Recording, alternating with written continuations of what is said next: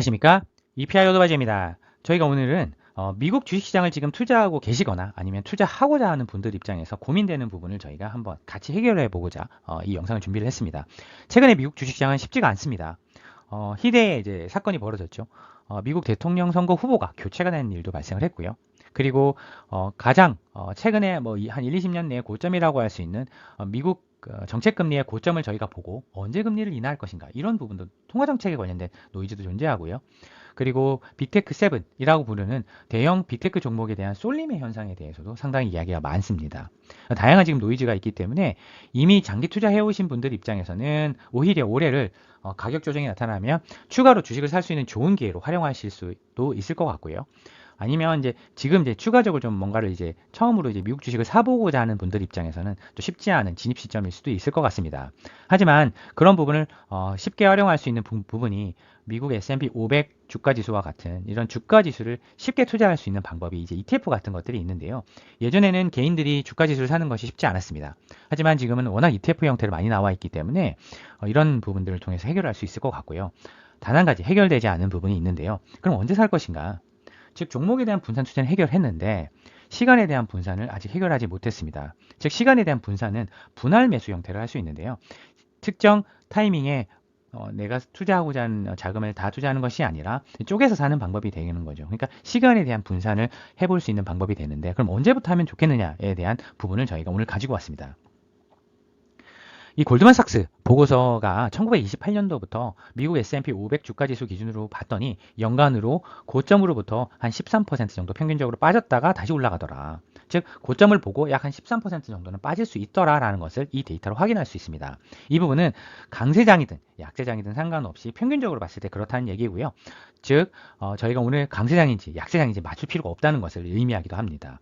그럼 평균적으로 약 13% 정도 빠지게 된다고 한다면 보면 향후에 우리가 올해 만약에 강세장이면 이때부터 이제 본격적으로 반등이 나타날 거고 약세장이면 추가적으로 빠질 수도 있기 때문에 이때부터 시간 분산, 즉 분할 매수를 하시게 되면 됩니다. 따라서 지금 분할 매수를 한 시점을 평균적으로 13% 정도 빠지게 되면 나는 크게 올해 돈을 벌지 않아도 괜찮으니까 손실을 크게 보고 싶지 않다라는 생각을 하시는 분들 입장에서는 괜찮은 합리적인 진입 시점이 될 것 같고요. 만약에 지금 올해 기준으로 예를 들어 본다고 한다면 연초 대비해서 고점 대비해서 약 마이너스 5% 정도 손실이 난 것으로 나타났습니다. 그러면 향후에 8% 정도 추가적으로 빠지게 된다고 한다면 처음에 말씀드렸던 강세장이든 약세장 상관없이 평균적으로 약 13% 빠진 시점이 되니까 이제 시간 분산, 즉 분할 매수를 할 수 있는 좋은 시점이 될 것 같습니다. 그래서 저희가 오늘 말씀드린 종목에 대한 분산 투자는 ETF로 하시면 쉬울 것 같고요. 그리고 시간에 대한 분산, 이 분할 매수 시점은 아무래도 장기적으로 약 한 100년의 역사를 가지고 봤더니 데이터의 평균적인 값이 마이너스 13% 정도가 빠지는구나. 그때부터 내가 분할 매수를 한다고 한다면 크게 손실을 보지는 않겠구나. 그리고 오히려 추가적인 매수를 하는 입장에서도 좋은 가격에 편입을 해서 기회 손실을 줄일 수 있는 좋은 방법이겠구나라는 것을 저희가 확인할 수 있었습니다. 따라서 오늘 말씀드린 이렇게 진짜로 마이너스 5%에서 추가적으로 마이너스 8%가 빠지고 나서 반등이 나오는 건지 아니면 그 전에 반등이 나올 건지는 알 수는 없지만 내가 기회 손실을 줄이고자 하는 분들 입장에서는 꽤 좋은 진입 시점인 것 같고요.